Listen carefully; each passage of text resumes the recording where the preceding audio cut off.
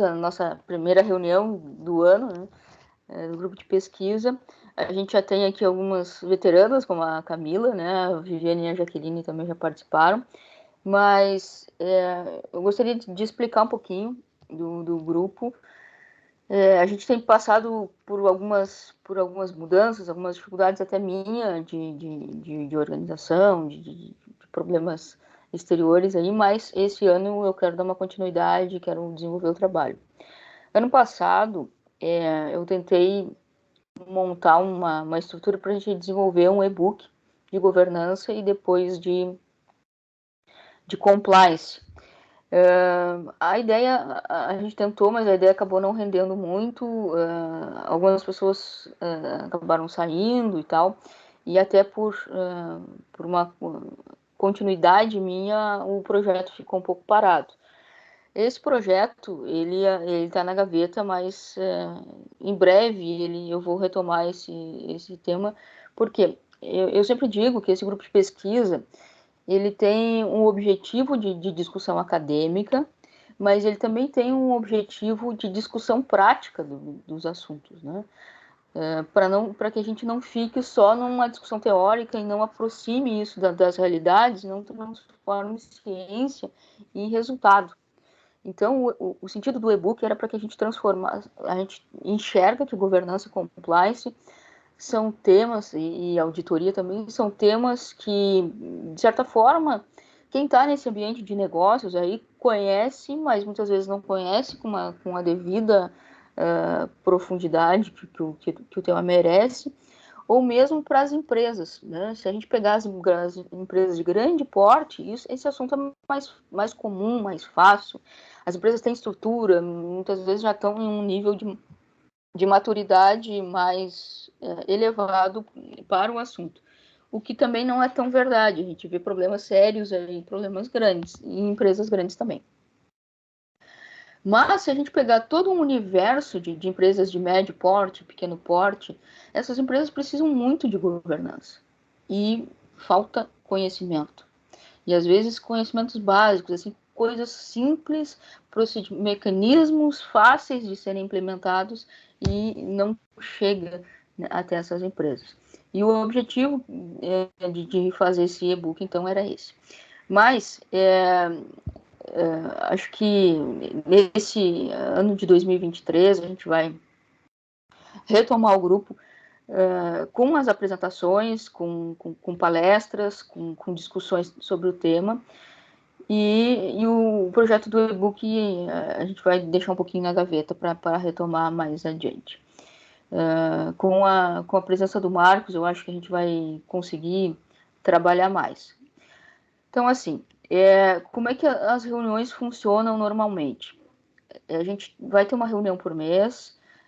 Não sei se esse horário, eu acho que a gente fez uma pesquisa, teoricamente ele fica bom para encaixar na nossa rotina. Claro que sábado de manhã ninguém gosta de ter reunião, né? Não é uma coisa agradável, assim. Mas eu acho que é um horário que encaixa na rotina da maioria das pessoas. Se a gente fizer só uma horinha ali, fica mais fácil. E a gente faz online porque a gente tem gente de outros estados, tem a Camila que mora em Santa Cruz, né? Mas, né, e assim a gente vai fazendo online, que é mais fácil. Bom, então a ideia é que cada reunião a gente trate de um tema específico, de um assunto específico, seja uma apresentação de um artigo específico, de um artigo científico, seja alguém do mercado para nos falar sobre um tema mais pontual e que a pessoa tenha maior conhecimento. Só para vocês terem uma ideia, deixa eu compartilhar com vocês aqui.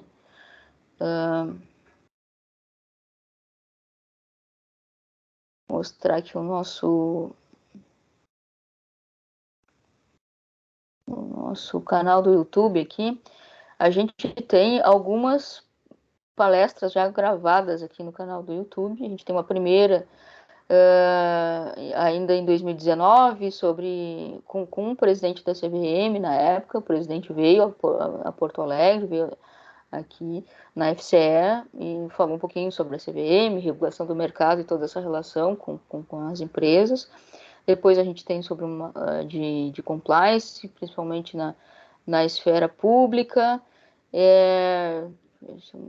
Essa aqui na esfera pública, essa aqui vai abrir aqui. Sobre os ODS, sobre o ODS, que é do ESG. Que mais que temos?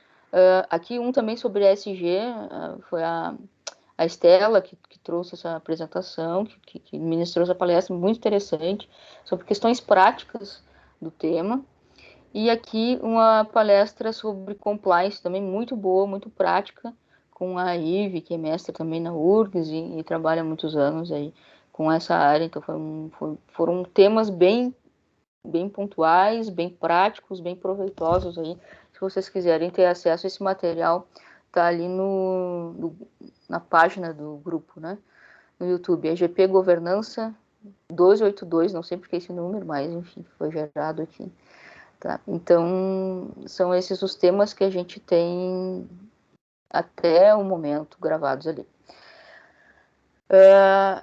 Em paralelo a essas reuniões, a ideia é que a gente trabalhe alguns artigos, tá? Eu tenho vários artigos na gaveta, vários artigos que precisamos dar uma cara para eles, trabalhar alguns aspectos.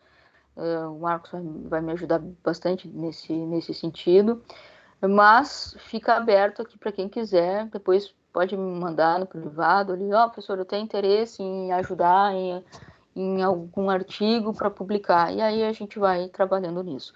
A ideia é que a gente trabalhe esse material, publique e também faça discussão teórica no grupo.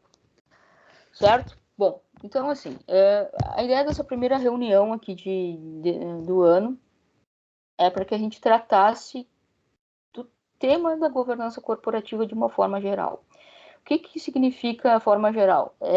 Eu queria trazer aqui as bases teóricas da governança, porque muitas vezes a gente escuta esse tema e não com a devida atenção, não com o devido conhecimento das bases que geram a governança corporativa, e por isso que muitas vezes a gente entende errado o que ela seja, ou não tem instrumentos suficientes para aplicar a governança, para implantar a governança nos mais diversos ambientes.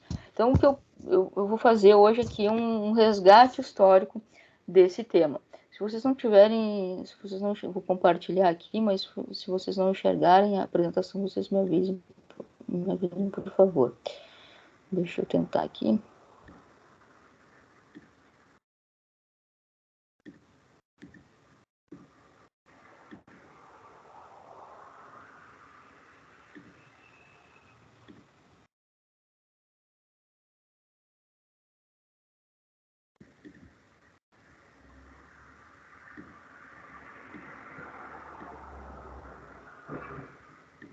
Estão enxergando a minha tela?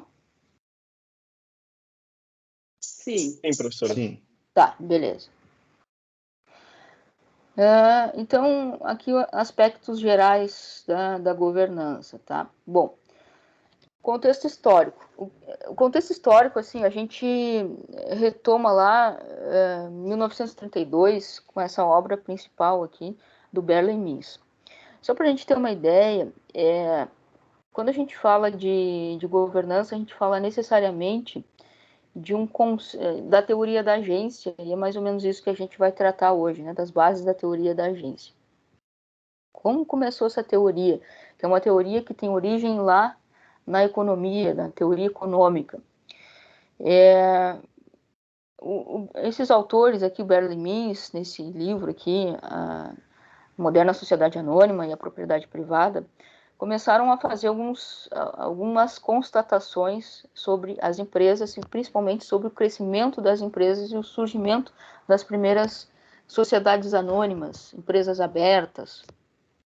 Então, eles constataram o seguinte: bom, quando essas empresas crescem, né, a gente tem normalmente características ali, se a gente pegar pré-revolução industrial, de uma empresa essencialmente familiar, de uma produção artesanal, de uma empresa que tem o próprio dono no comando da organização.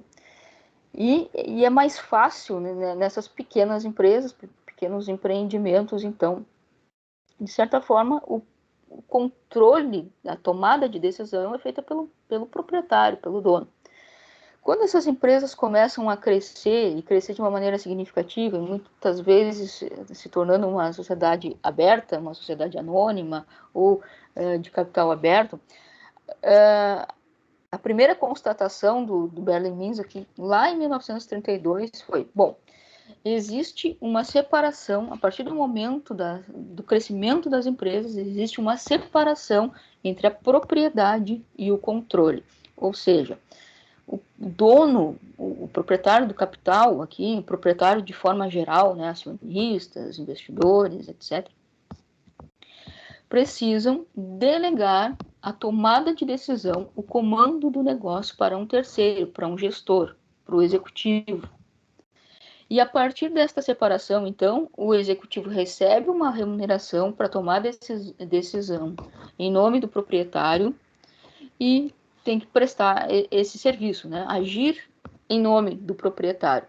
O problema é justamente esse, que a partir disso começam a surgir os problemas, né? A divergência de interesses entre um e o outro, entre o proprietário, né, do capital, que a gente chama de principal na teoria, e aquele que está lá no comando da organização, o gestor, que está lá no controle, que a gente chama de agente. A partir desta separação, a partir do momento em que o proprietário não toma mais a decisão, começam a aparecer os problemas, os conflitos. É natural isso, né? Eu sempre uso um exemplo bastante simples, mas que nos ajuda a entender essa constatação. A divergência é natural até pela própria visão de mundo, visão de negócios, pela própria questão de entendimento do que é melhor para a empresa, do que deve ser feito. Eu sempre uso esse exemplo simples, por exemplo, de limpeza da casa. Se eu quero limpar a minha casa, eu pego e limpo do jeito que eu quero, faço, arrasto aqui os móveis que eu gostaria, faço a limpeza que eu entendo a melhor.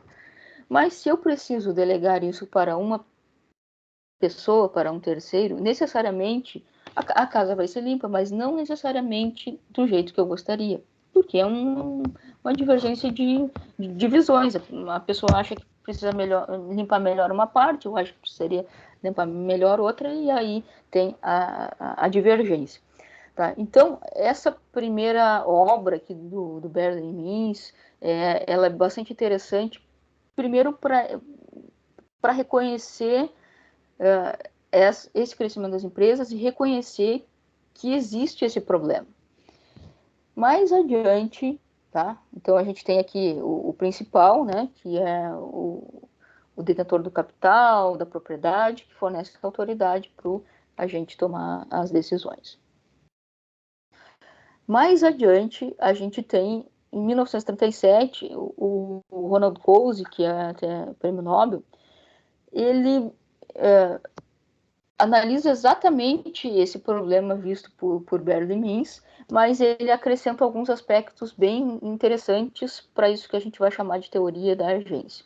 Ele diz o seguinte: bom, existe a separação entre a propriedade e o controle e o conflito. E isso é causado porque a incerteza é inerente a qualquer negócio. Se eu tenho a incerteza, eu tomo uma decisão, eu não sei exatamente o que vai acontecer, eu tenho um componente de incerteza muito forte no negócio, significa que a decisão daquele gestor necessariamente não vai atender a necessidade ou o objetivo do principal. E aí aparece uma questão muito interessante que vem de encontro, né, à teoria clássica econômica, a teoria da economia clássica lá, do Adam Smith. Claro que a gente tem lá, a gente está em 1937 aqui, e esse entendimento vigorava muito forte ainda, não que essa teoria não deixe de existir, não, pelo contrário, mas a teoria da agência, ela vem de certa forma, contrapor a teoria clássica do Adam Smith, e que diz o seguinte, olha, que a empresa é um mecanismo de preços, os preços se regulam pelo mercado, né? Então, teoricamente, se eu tenho algum problema aqui na minha empresa, isso vai ser equilibrado pelas forças do mercado, e existe uma mão invisível ali, ele comenta que tem a mão invisível que meio que organiza essas variáveis dessas empresas no mercado, então o mercado funciona por si só. Nessa perspectiva, eu não tenho muito a visão, o estudo da parte interna da empresa, né, que a gente chama da porteira para dentro, dos mecanismos internos. E aqui a teoria da agência, principalmente esse artigo do Coase, ele começa perguntando para que uma empresa existe, para que existe uma firma, o que é uma firma? E analisa exatamente isso. Bom, a teoria clássica, ela não explica exatamente o que acontece aqui nessas empresas, que eu tenho um componente muito forte da incerteza e que, portanto, eu tenho conflitos gerados por essas relações, e aí eu tenho que analisar essencialmente um fator diferente, que não foi previsto na teoria clássica, que é o comportamento do gestor. Tem uma base aqui de um comportamento de uma peça-chave da empresa que vai influenciar bastante o resultado do negócio. E aí ele diz o seguinte, olha, essas relações da empresa aqui, do dono ou do conjunto de proprietários, de acionistas, com o gestor e outras relações que a gente vê na empresa, isso é um contrato. Isso é visto como um contrato, como uma relação contratual. Talvez não seja um contrato escrito, como a gente conhece, né? Mas é um acordo entre essas partes. Olha, eu vou te contrato aqui para prestar esse serviço. Periodicamente, o conselho se reúne e determina ali as estratégias, diretrizes para a empresa, e o executivo tem que colocar isso em prática, prestar contas e etc. Uma relação e, portanto, vai receber uma remuneração para isso. Então, de certa forma, se enxerga isso como uma relação contratual. E o que a teoria da agência mais consolidada aqui, neste outro artigo, em 1976, vamos dizer assim que Jensen e Macklin são considerados os pais da teoria da agência. Então, eles trazem todo esse conhecimento que tem aqui da teoria econômica, da teoria clássica, com essas bases aqui do Berlin-Mins, do Coase, para dizer o seguinte, olha, esse é o artigo principal deles aqui, teoria da firma ou teoria da agência, tá chamado das duas formas, comportamento dos administradores, custos de agência e estrutura de propriedade. Então, eles dizem o seguinte, que necessariamente esta relação de agência entre principal e agente é uma relação de contrato. Então, ele define uma relação de agência como um contrato sobre o qual uma ou mais pessoas, o principal, emprega uma outra pessoa, o agente, para executar em seu nome serviços que impliquem a delegação de algum poder de decisão ao agente. Tá? Então, a primeira base desta teoria é isso. A empresa é um nexo de contratos. E a gente vai estender esse nexo de contratos não só para a relação entre o principal e entre o dono e o gestor, mas também entre todos os stakeholders da empresa. Eu vou mostrar isso em seguida. Mas só para dizer o seguinte, que a partir do momento em que eu enxergo que o problema de agência se dá pelos conflitos, pelas relações entre os entes, eu consigo saber que eu preciso de governança corporativa para qualquer tipo de empresa, de governança, né, para qualquer tipo de entidade. Seja uma entidade com fins lucrativos, sem fins lucrativos, seja um hospital, uma fundação, o que for, porque essencialmente eu vou ter conflitos ali, tá? Então, não é só para empresa grande. Qualquer empresa tem problemas, tem relações, às vezes eu tenho uma empresa pequena com 2 sócios e eu tenho, às vezes, problemas com esses 2 sócios. Então, precisaria de governança para isso. Então, esses conflitos, né, essa relação de agência, ela se dá nos mais diversos aspectos aqui, principalmente, claro, entre sócios, conselho e gestor, mas não essencialmente, não apenas nisso. Pode ser entre um grupo de sócios e outro, né, que é um problema que a gente tem muito característico no Brasil, que é o acionista controlador com o acionista minoritário. Então, muitos problemas de fraude acontecem nesse sentido, em que o grupo controlador expropria o capital do minoritário. Mas eu tenho também entre as empresas, os clientes, governo, sociedade, enfim, uma série de relações que a empresa tem. Então, todos os conflitos possíveis a gente entende que precisa, então, de mecanismos para reduzir essas questões de conflito. Certo? Bom, então teoria da agência, tá? Por que é uma teoria? Porque eu tenho pressupostos teóricos que se confirmam em qualquer tipo de entidade e que eu tenho, portanto, as bases dessa teoria, elas independem do tipo de empresa. Ela vai existir esse pressuposto, tá? Então, assim, qual é o pressuposto? Da separação entre a propriedade e o controle e de que esta relação, a partir desta relação, surgem o que a gente chama de problemas de agência.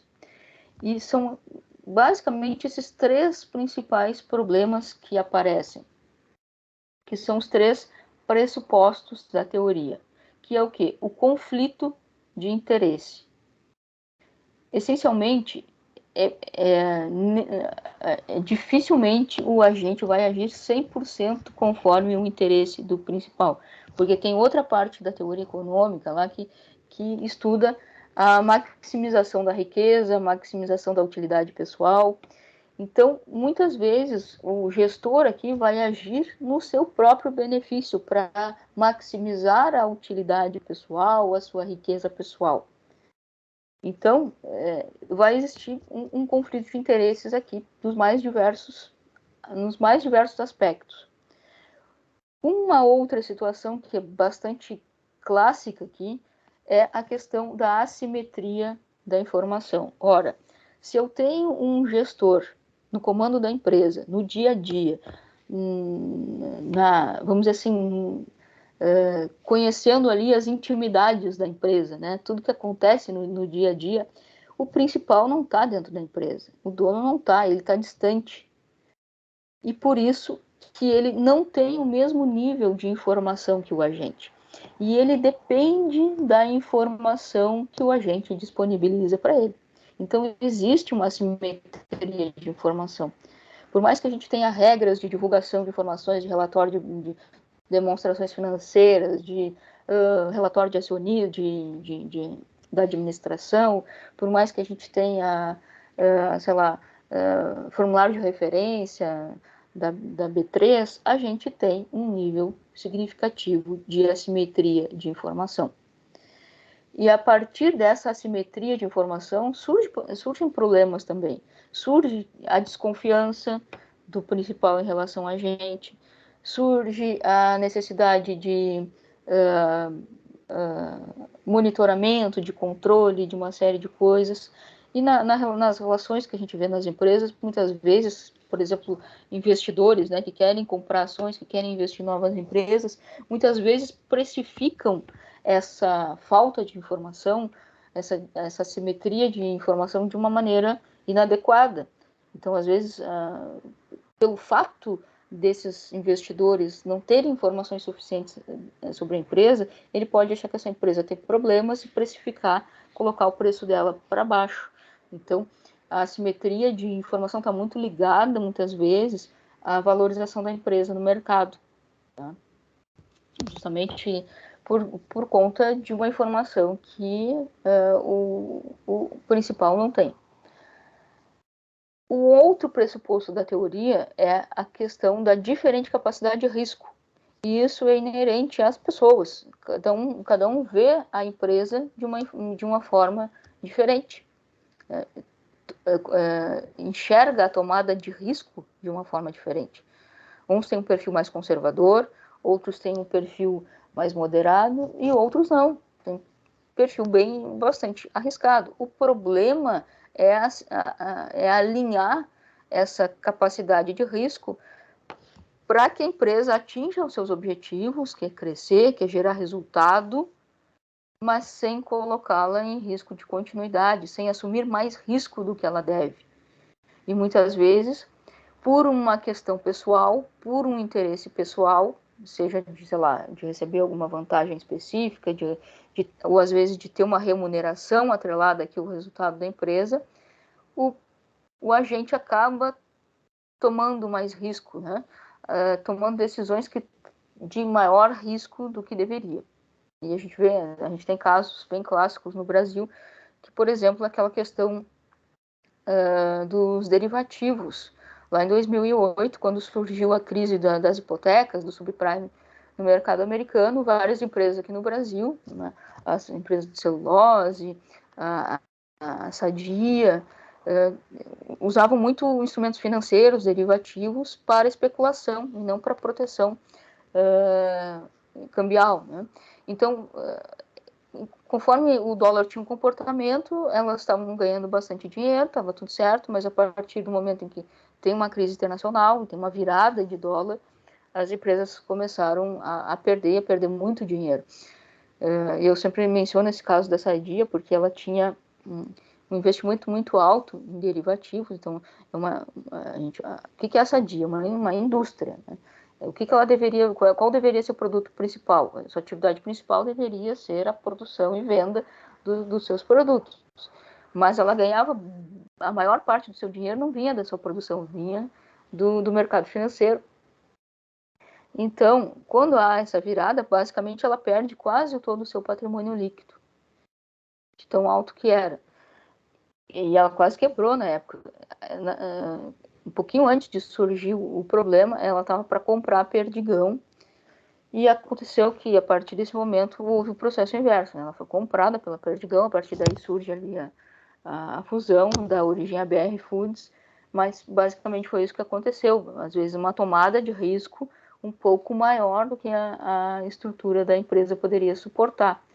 Em geral, a gente tem a visão do proprietário, claro, de crescer, claro que esse aqui quer o retorno do seu investimento, quer resultado, mas, em geral, ele tem uma preocupação de continuidade do negócio. Enquanto esse aqui é um gestor, né? Um profissional, muitas vezes, do mercado. Um dia ele está numa empresa, outro dia ele está em outra. Então, muitas vezes ele acaba assumindo mais risco do que deveria. O fato é que esta relação de agência, né? Essa relação, de certa forma, contratual, geram esses 3 problemas aqui. E com isso tem o que a gente chama de custos de agência. Para que eu preciso de mecanismos para tentar minimizar o efeito disso aqui, e para isso eu tenho custos. Custos geralmente de monitoramento, ou mesmo custos de incentivo para incentivar esse aqui a agir no interesse do principal. Tá? Então a teoria da agência é isso, o estudo dessas, primeiro o reconhecimento de que existem esses problemas de agência, a partir da separação entre o principal e agente, e o reconhecimento que existem custos de agência.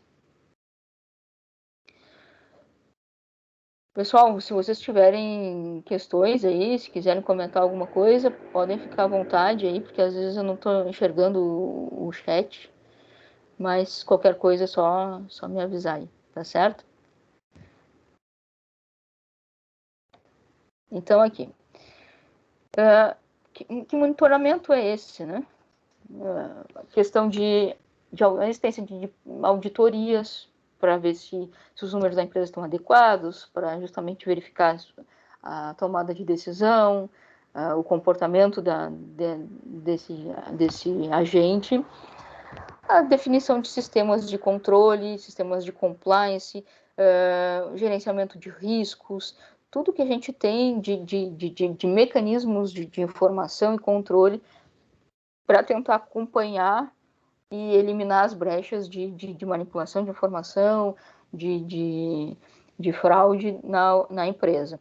Às vezes restrições orçamentárias, às vezes regras para delimitar ali níveis de tomada de decisão quanto aos recursos, estabelecimento de incentivos de remuneração, como é que eu posso fazer para que esse gestor tenha um comportamento mais adequado, mais no sentido de preservação da empresa. Então, há todo um estudo, por exemplo, sobre qual é a melhor forma de remunerar esse executivo. Qual é a melhor forma, por exemplo, de distribuir dividendos? Qual é a melhor forma sei lá, talvez a gente tem empresas aqui, vou citar o caso da Enron, né, que é aquela empresa lá americana que quebrou em 2002, 2001, 2002. Um dos fatores daquela empresa era a remuneração alta que os executivos tinham atrelado ao resultado da empresa. Então, eles recebiam stock options, que a gente chama, né? Bônus de ações. Então, boa parte do salário daqueles executivos era relacionado ao desempenho da empresa. Então, para isso, eles manipulavam de tudo que é jeito o preço da ação no mercado, os resultados da empresa. Então, tudo que era ruim eles escondiam para que a empresa tivesse um bom desempenho e o seu bônus fosse o maior possível. Então, a gente vê que lá no início eu achava isso é muito importante, dar uma stock options para os gestores, para fazer com que eles incentivar, eles atingirem os melhores resultados, mas se verificou que isso não era tão verdade, que isso pode ser, na verdade, ser o mecanismo gerador ali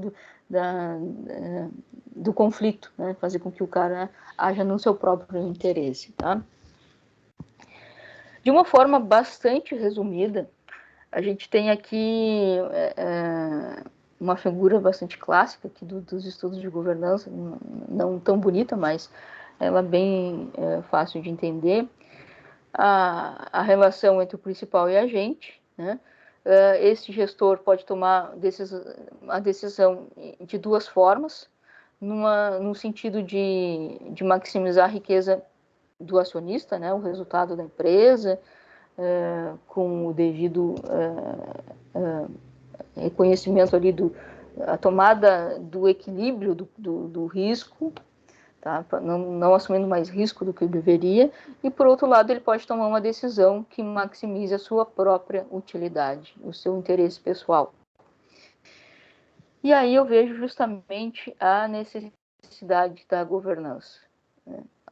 A governança aparece a partir da necessidade de reconhecimento de que eu preciso estabelecer mecanismos para alinhar isso aqui, para fazer com que esse gestor tome decisões mais próximo possível aqui do né, do interesse estabelecido pela empresa, das estratégias estabelecidas pela organização, no interesse dos acionistas, tá? Então, governança, a gente pode dizer que é o conjunto de mecanismos de incentivo e controle que visa harmonizar a relação entre os acionistas e gestores pela redução dos problemas de agência numa situação de separação entre propriedade e gestão. E para isso eu tenho mecanismos internos e tenho mecanismos externos. Alguns mecanismos internos aqui mais clássicos é a definição adequada de um conselho de administração. Quando a gente tem uma SA, uma empresa de capital aberto, com às vezes milhares de acionistas, eu não tenho como colocar milhares de pessoas para tomar decisão na empresa ou para acompanhar ali o que o gestor está fazendo. Então, eu tenho o conselho de administração, que justamente são os representantes desse conjunto de proprietários que vão definir ali as estratégias para a empresa, definir os objetivos e daí por diante. Então, eu preciso de um conselho de administração que realmente exerça o seu papel, reconheça as suas atribuições e exerça suas atribuições. Definir a melhor estratégia para a empresa, acompanhar ali a questão de risco, acompanhar o comportamento do gestor, analisar o que ele está fazendo, fazer reuniões periódicas com esse gestor, Só que muitas vezes a gente sabe que muitos dos conselhos por aí são formados por pessoas que não têm conhecimento nem do negócio, nem sobre a empresa, e muitas vezes nem sobre informação financeira, contabilidade, mercado e etc. Então não teria a capacidade de exercer esse papel. A gente tem uma outra característica de empresa que empresas que têm um CEO, né, um gestor muito forte, com muito poder. E muitas vezes esse próprio CEO acaba ele mesmo escolhendo as pessoas que farão parte do conselho de administração. Então a gente tem muitas vezes um conselho de administração que é formado pelo próprio gestor. Aí perde todo o sentido a coisa, porque aí, como são amigos, normalmente, vindo de relações econômicas, de relações de negócios, de outros negócios, ou às vezes de relações familiares, às vezes de relações políticas, esse conselho, normalmente, ele não vai exercer o seu papel, porque ele tem um conflito de interesse muito grande com o gestor. A gente tem uma outra característica de empresa, em algumas empresas também a gente enxerga que o presidente do conselho de administração é o próprio diretor. Então é um outro problema, né? Que esse executivo ele acaba exercendo dois papéis, ele faz e ele mesmo se autofiscaliza. Então meio que a gente perde o mecanismo de controle, tá? Então, só para mostrar um pouquinho aqui que alguns problemas de agência que aparecem nas empresas, né? Por exemplo, o crescimento, empresas que querem crescer muito rápido de uma forma, e aqui eu posso citar o exemplo das empresas do Ike Batista, né, o AGX. Ele tinha uma ideia que era até interessante, mas que ele não tinha estrutura para isso. E aí ele assumiu muito risco, né? A empresa praticamente era só ideia, não existia praticamente empresa, né? Atraiu muitos investidores minoritários que colocaram seu dinheiro lá e perderam porque o risco era muito maior, e aí quando as coisas não dão certo, cai tudo por terra, tá? Às vezes fixação de objetivos pessoais excessivos, muitos benefícios, salário, às vezes a gente tem o próprio turnover de gestores, né? Mudança muito rápida ali de gestores, isso pode ser um problema. Quando a gente tem empresas familiares, a gente tem um outro universo de situações, de problemas. Então, como é que eu escolho os membros da família que vão fazer parte da empresa? Será que essas pessoas têm qualificação para assumir assentos do conselho de administração? Será que eles têm condições de serem os executivos da organização? Será que eles não estão ali apenas porque eles são da família? Enfim, então tem todo um conjunto de mecanismos de governança definido para empresas familiares. E todas as outras situações que a gente vê, né? Próprio gerenciamento de resultado, manipulação de informação e tudo essa parte de problemas, tá? Então, eu acho que essa figura aqui, por mais estranha que ela pareça, ela consegue resumir bastante o que a gente tem ali da teoria, desde da origem lá do Berlemins, da separação entre propriedade e controle, até a existência do contrato, né, do nexo de contratos, a questão da própria incerteza e o reconhecimento aqui dos problemas de agência e automaticamente dos custos de agência. Tá?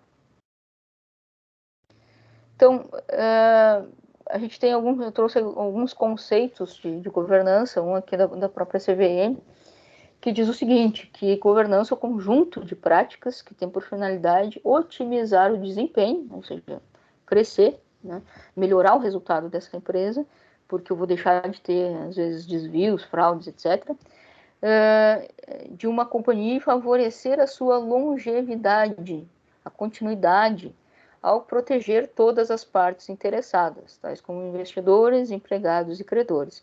Então, na medida em que eu trabalho melhor essas relações entre esses stakeholders, eu não assumo tanto risco, eu tenho mais acesso à informação, mais transparência, mais responsabilidade dos gestores, automaticamente eu tenho uma continuidade maior dessa empresa.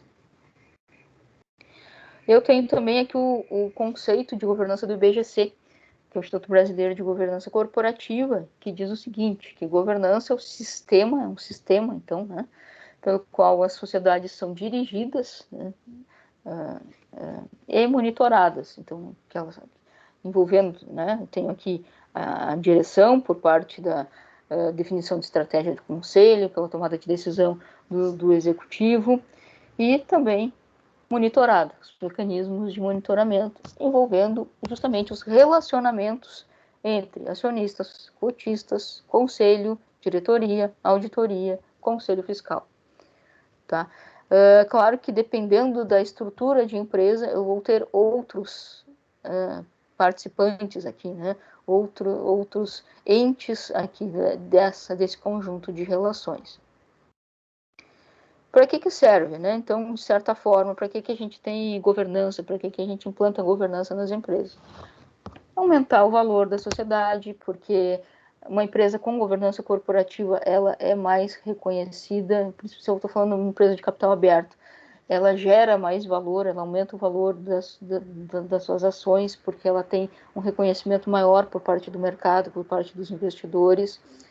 Se é uma empresa menor, eu mostro para, por exemplo, essas empresas menores que querem capital, uma fonte de financiamento, seja de banco, seja de um fundo, ela consegue mostrar para esse fornecedor do crédito que ela tem uma estrutura boa de controle, de transparência, de prestação de contas.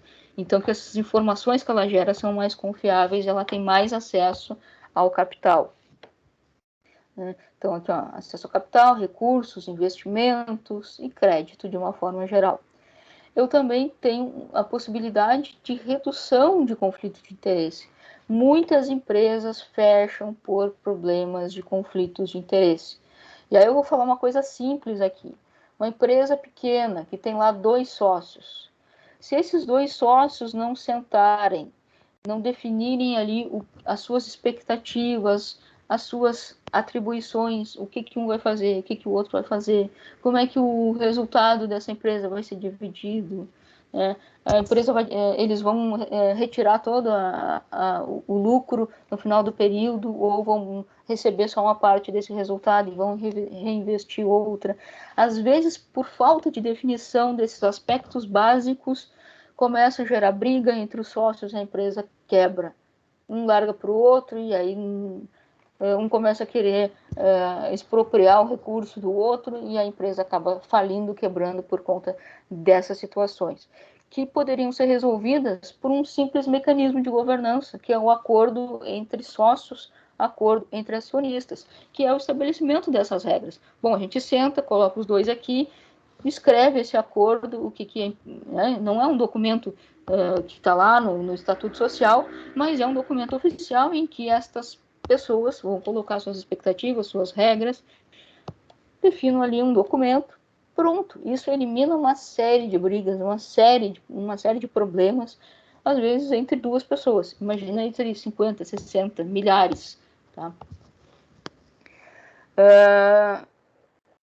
Então, automaticamente isso, eu consigo gerenciar melhor os riscos e contribuir para a continuidade da empresa, credibilidade da empresa no mercado, melhoria da gestão e contribuir para a sociedade como um todo. Porque aí eu começo a incorporar aspectos, por exemplo, ESG, né?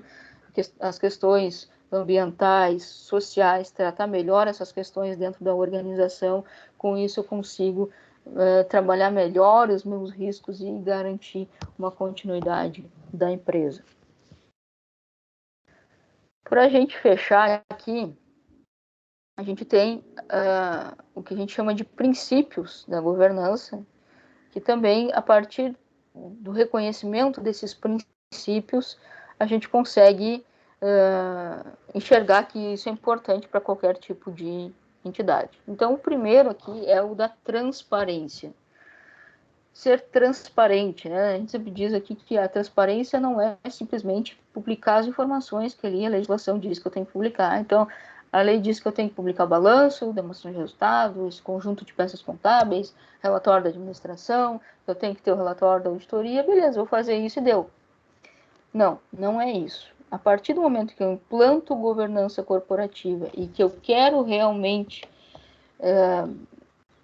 assumir mecanismos de a governança como regra para minha empresa, eu preciso adotar o princípio da transparência, que é o desejo de informar, muito mais que a obrigação. É o desejo de mostrar para o meu público, para os meus stakeholders, aquilo que eu estou fazendo de uma forma transparente. Né? Às vezes, fatores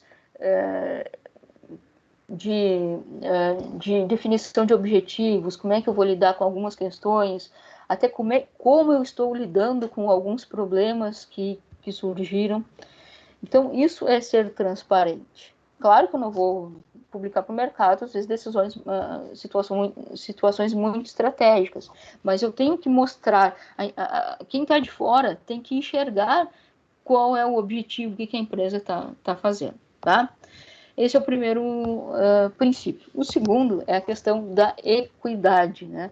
Tratamento justo e isonômico entre as partes interessadas. Eu não posso tratar o sócio controlador diferente do minoritário. Eu não posso dar mais vantagem porque esse aqui tem mais poder, porque ele é controlador, em detrimento do minoritário. Não é isso, não pode ser assim. A ideia é que a gente tenha um tratamento justo, né?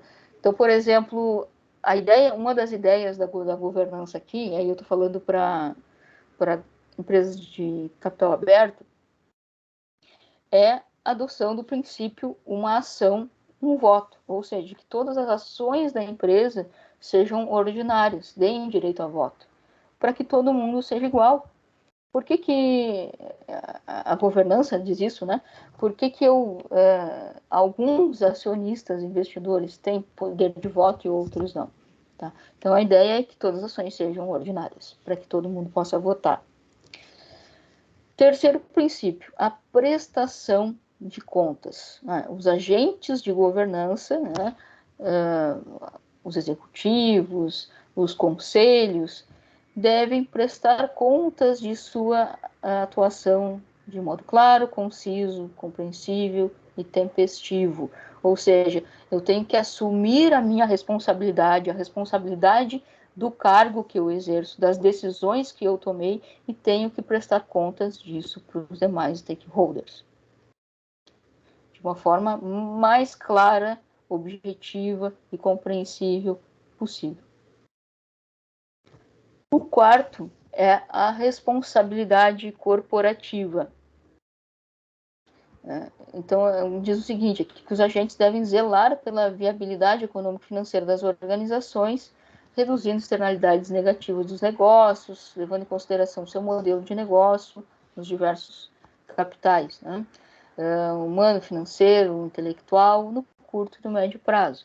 Essa responsabilidade corporativa, ela está relacionada justamente com essa questão, muitas vezes, de risco e de visão da empresa de longo prazo, incluindo a inserção da empresa no ambiente, na sociedade.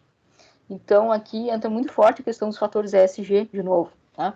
Em que eu preciso preservar aqui a minha relação com a comunidade, incentivar a comunidade aqui, às vezes, a criação de institutos, de trabalhos sociais, de uma entrega para essa sociedade, preservar o ambiente, como é que eu lido com os resíduos da minha fábrica, será que eu não estou prejudicando as empresas, as pessoas que moram aqui perto? E isso tudo está relacionado a uma visão de longo prazo da empresa, de continuidade e redução de custos, tá? Então, basicamente, esses princípios aqui, a gente consegue transplantar isso para os mais diversos tipos de entidade, para os mais diversos tipos de empresa, e com isso a gente consegue estabelecer a partir do reconhecimento dos problemas que eu tenho naquele tipo de organização que eu conheço, que eu lido no dia a dia, eu sei quais são os problemas que ela tem, e eu conheço os princípios de governança, automaticamente eu consigo enxergar melhor quais são os mecanismos de governança que eu posso estabelecer para ajudar essa empresa, tá? Em linhas gerais, era isso que eu gostaria de trazer hoje, assim, para a nossa discussão, porque muitas vezes a gente fala de governança, fala que governança é essa questão de redução aí de conflitos e tal, e não vai lá, às vezes, na origem e vê a importância disso, né? Qual é a base teórica desse tema, para que a gente tenha condições de enxergar uma efetividade do uso da governança nas organizações. Certo, pessoal? Então, abro o microfone para vocês, se vocês quiserem comentar alguma coisa das realidades de vocês, do que vocês já estudaram, das empresas que vocês atuam, então podem ficar à vontade. Oi, professora, bom dia. Agradecer a sua palestra hoje no grupo. E agora eu tenho estudado muito a nova lei de licitações. E eu trabalho numa empresa que atua diretamente no ramo de licitações públicas. E isso se correlaciona muito com o que tu falaste, tanto no âmbito da governança, dos princípios da governança, mas também sobre a transparência. Agora vai ter uma nova modalidade de licitação a partir do ano que vem, que é o diálogo competitivo, porque as empresas precisam ser transparentes. E o que é essa modalidade de diálogo competitivo? A administração pública abre para empresas que saibam resolver um problema que a administração pública não sabe nem o que é o problema. Então, ele vai abrir para que as empresas meio que contem o seu pulo do gato para a administração pública. E isso já existe na União Europeia, já existe nos Estados Unidos, essa modalidade de diálogo. Mas não sei como vai ser na realidade do Brasil, porque já é difícil as empresas terem a transparência aqui. E, quiçá, contar para o setor público, que já se desconfia muito no âmbito da corrupção. Então, é um tema bem polêmico e acho que vai gerar bastante debate, tanto para as empresas quanto na academia. Mas é bem interessante, eu não sabia disso, Camila. Fiquei bem interessada em entender esse tema aí, porque poderia ser uma grande virada de chave para as relações políticas e para a administração pública como um todo, né? A gente vê aí, por exemplo, alguns entes públicos trabalhando muito forte a questão do compliance, né? Para empresas que prestam serviço à administração pública, mas isso aí é bem interessante. Eu acho que seria claro que bastante polêmico, porque a gente talvez não tenha um ambiente, né, de negócios preparado para isso, né? Mas seria bem interessante, assim, até vou querer saber mais sobre isso depois. Obrigada por compartilhar esse aspecto, que acho que é bem interessante, bem importante para a gente discutir aqui.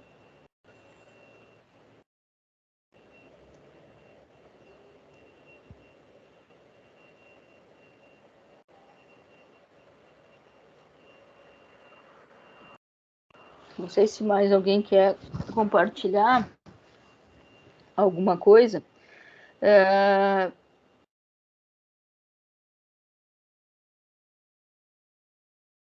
A gente tem aqui, deixa eu só para trazer aqui, não falar errado.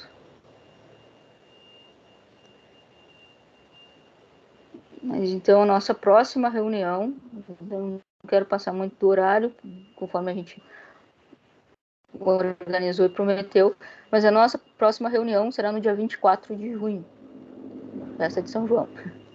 A 24 de junho, nesse mesmo horário. Tá, pessoal? Então, obrigada pela participação de vocês. Qualquer assunto que vocês queiram discutir, trazer para o grupo, podem ficar à vontade ali. Aquele nosso grupo do WhatsApp, ele é aberto para isso, para discussão. Tá? Então, podem ficar à vontade para trazer temas, matérias, compartilhar lá. interagir com o pessoal. A gente tem um novo público esse ano. Eu acho que a gente tem um grupo bem, se Deus quiser, vamos gerar bastante fruto aqui. E porque somos, pelo que eu vejo, assim, um grupinho menor, mas mais engajado. Tem o Pedro também, que vai participar com a gente. Hoje ele estava em aula, não pôde. Mas talvez aqui a Ana, né, que é colega da Vanessa. Então, a gente acho que vamos desenvolver algumas pesquisas boas aí nesse sentido. Tá bom? Muito obrigada pela participação de vocês e até dia 24 de junho. Obrigado, professor. Certo, professor. Obrigada, professor. Até a próxima.